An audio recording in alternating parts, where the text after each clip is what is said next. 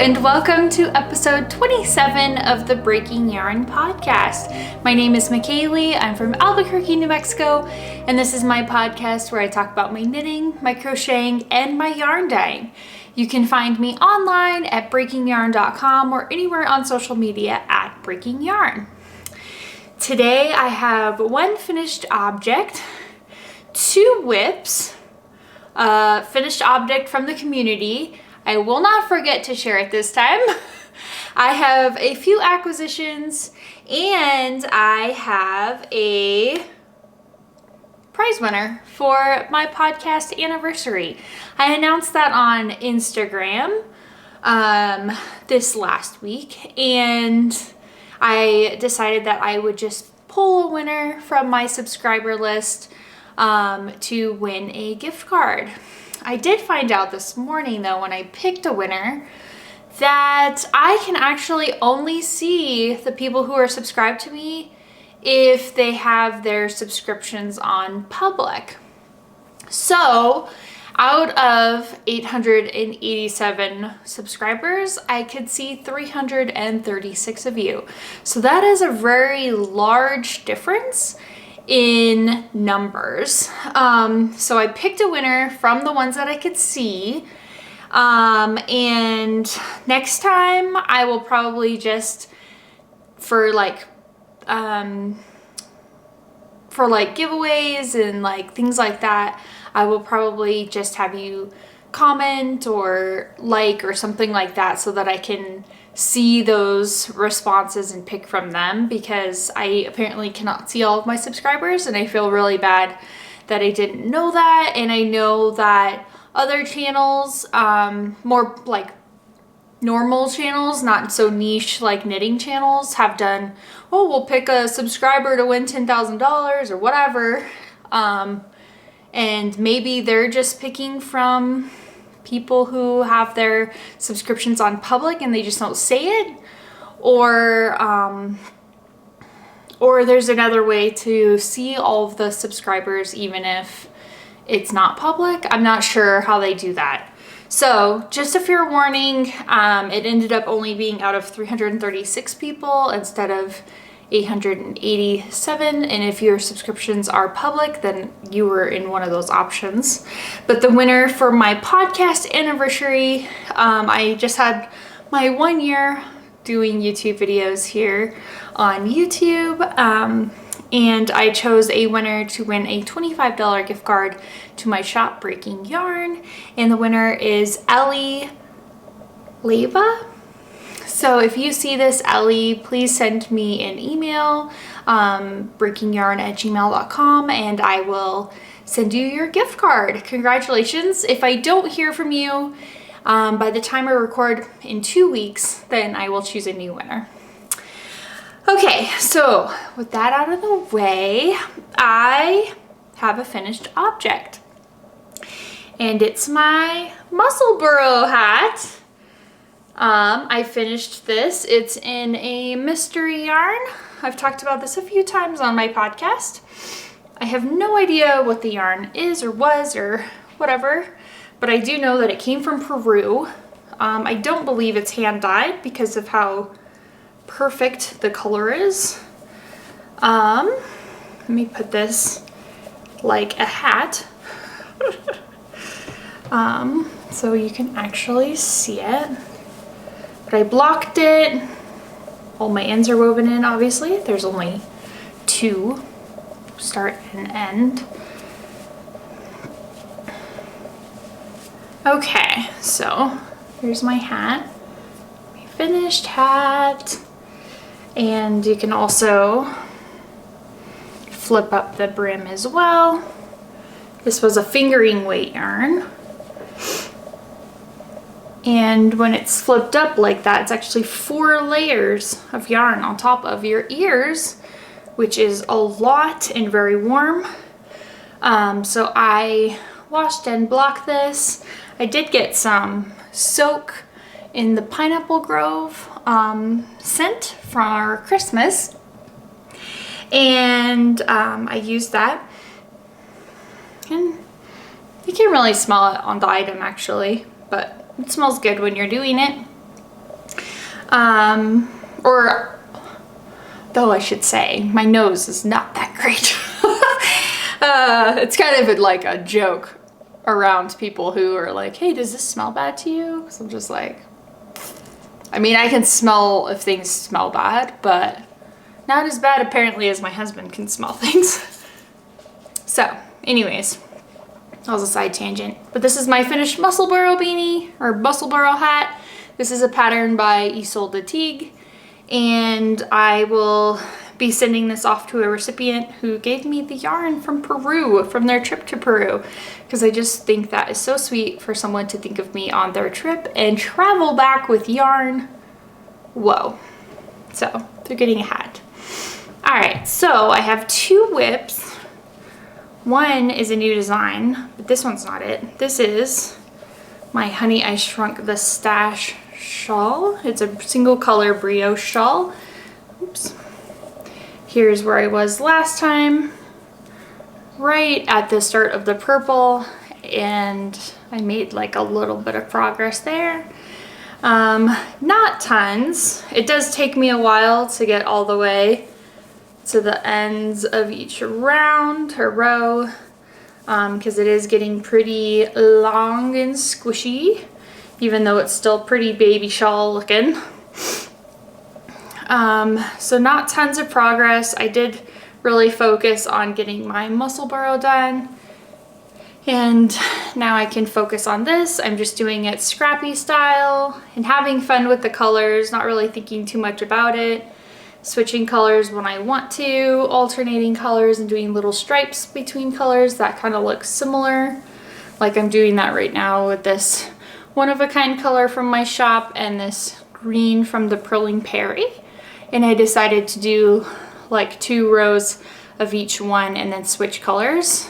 And that's just fun. And then I will end that section with the Purling Perry color like I did with the green. So I'm just having fun with the colors.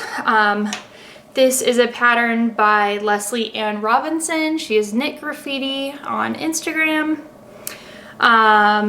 And single color brioche is changing my life a little bit. I actually learned doing brioche to color brioche, and that was very tricky and it was kind of a rough start, but I was able to do that. And then I didn't even know single color brioche was a thing, and it's way simpler. So if you want to learn how to do a brioche project, I would recommend starting with single color brioche, because you only need to brioche knit and then you just flip it and brioche knit, rather than having to slide your stitches and work with multiple colors and then brioche purling and all that stuff. So if you're looking for a good beginner friendly shawl pattern, I would 120% recommend this pattern by Lesley and Robinson, Honey I Shrunk the Stash. HISTS for short. Honey I Shrunk the Stash. Yeah, so it's been fun. I'm just using up all different yarns from all different past projects that I've had. This bag is just full of yarn, and I'm just kind of like, yeah, let's do blues next. Let's do greens next. Let's do purples and pinks and whatever. So yeah, so that's what I'm working on. This tote bag is by Will of Sparger Yarn Co. I picked this up at the Taos Wool Festival that I went to last year. The next whip that I have is actually a new design that I have not showed yet. I am working on a new cowl design that is the Eye of the Partridge heel flap. So if you know that heel flap texture, it's in my Skylar White Socks pattern as the heel. I've been the last like 3 pairs of socks that I've knit, minus the zebra yarns ones, I've done Eye of the Partridge heel flap, so I could get an idea of how it works up and then how to convert it to be in the round, since you knit that flat usually. And I'm loving how this is turning up. It's so cute.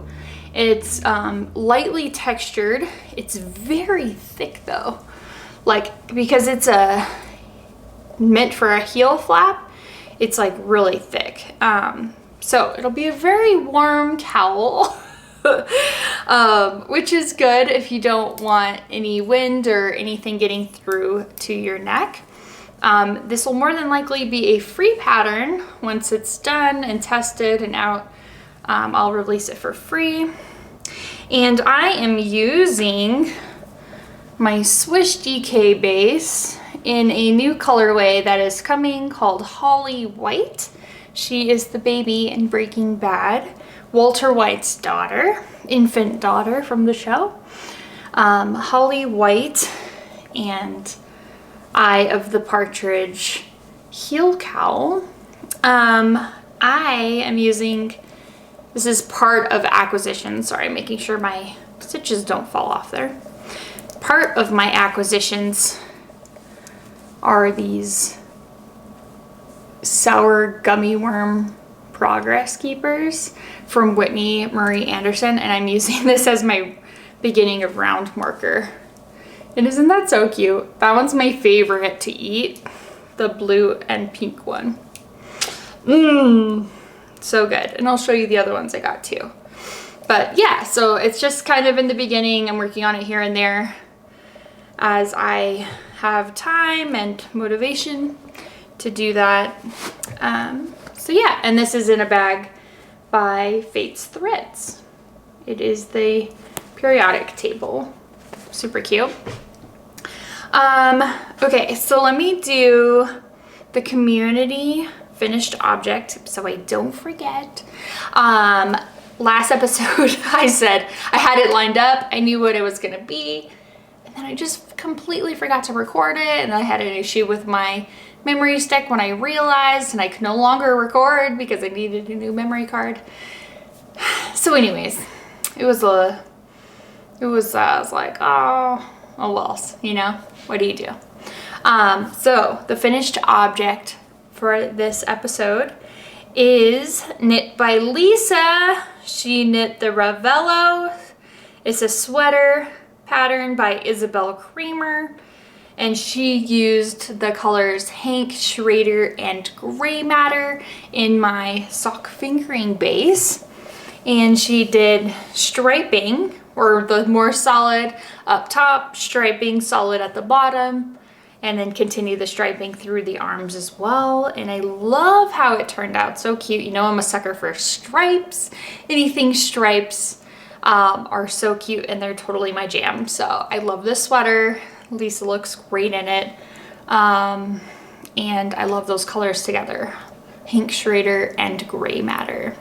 So thank you for letting me share your sweater pattern, Lisa, on my podcast.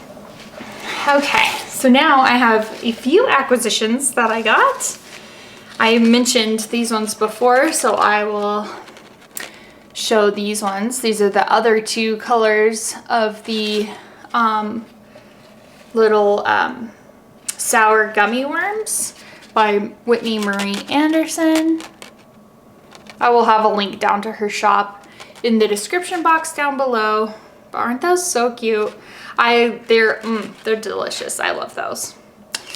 She did such a good job. Okay, then I got my pre-order book that I pre-ordered in September, like a long time ago. Actually, like, have never done a pre-order for a book before on Amazon. I'll link this down below as well.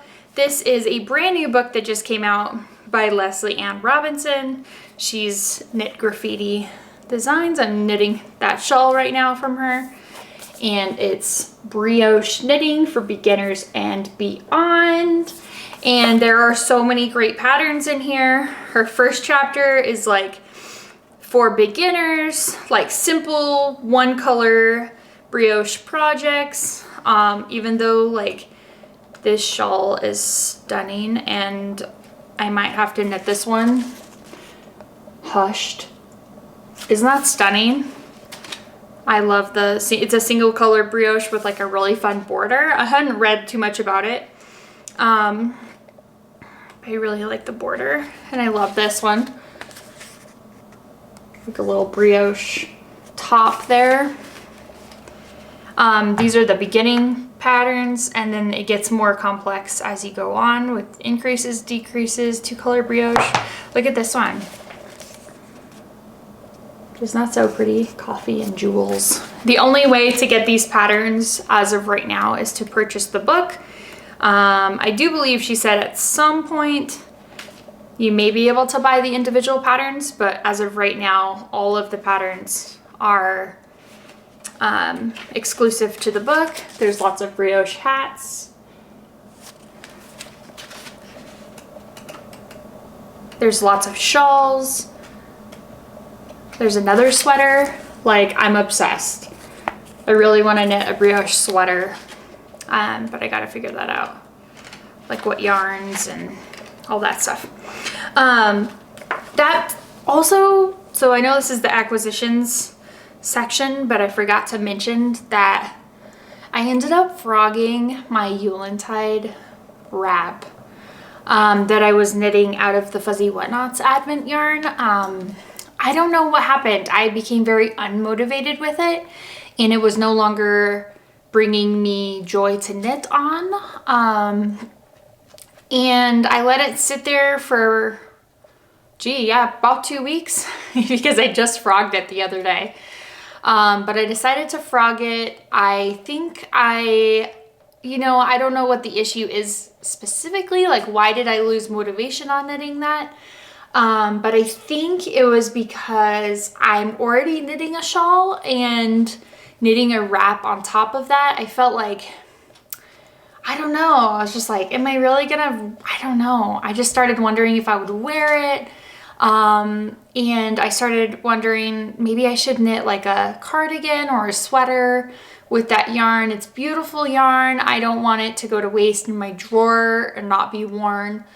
So I decided to just frog it, and I'm gonna find a different project for that. I feel bad too because that was my second project that I was doing for the Adventally Mal that I'm hosting with Leah Loves to Knit. So now I need to find a different project to do with that yarn so that I'm actually actively participating in the make along. So if you have pattern suggestions for Advents, I have looked at the Radvent, which is a cardigan. I will say I would like to knit something in the round. I was even looking at sweater patterns that I could possibly steek to make a cardigan later. I saw one lady had actually knit the long summer cardigan by Hohi Locatelli in the round and then steeked it, and I'm like super tempted to do that so you don't have to purl as much. And I will say too, I don't mind purling, it's not that. It's that I just finished the Bake Street tee, and that was done flat and in panels and then sewn together, and I think I just need a break from knitting flat at the moment. So I'm looking for like a cardigan or a sweater or something that can be knit in the round.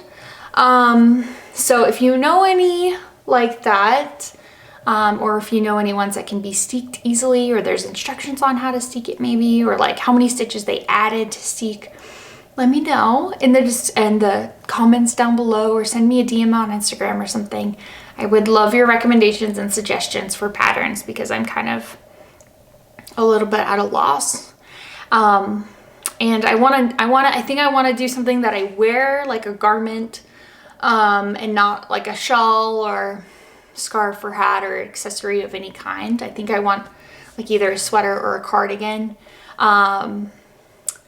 And like I said, I've looked at the Radvent. I could do that one, but it's also knit flat except for the sleeves, I believe. Which is kind of like, I don't know. That's just where I'm at right now. I'm looking for something in the round. But anyways, okay, back to acquisitions. So in case you're wondering what happened to that whip, All right, my last acquisition I got is this. These are cute little Valentine's Day Advent stitch markers from CharKnit. She's Charlotte and her Etsy shop is CharKnit on Etsy. I will link her shop down below as well. She is actually one of our prize donations for the Advently Mal, and she actually is offering a discount still through the end of March. If you go to her shop, I'll link it down below. You can use the code AdventlyMal25 for 25% off of her shop, anything in her shop. I used the discount to pick up this Valentine's Day 14-day stitch marker, Advent style. So they're all numbered. It's super cute. Look, these are so cute. They're all individually wrapped and numbered.